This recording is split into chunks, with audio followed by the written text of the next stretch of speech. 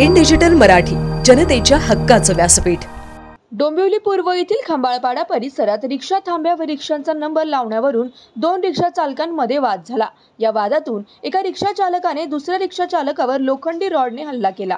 यात एकाचा जागीच मृत्यू झाल्याची घटना काल रात्री 8च्या सुमारास घडली आहे।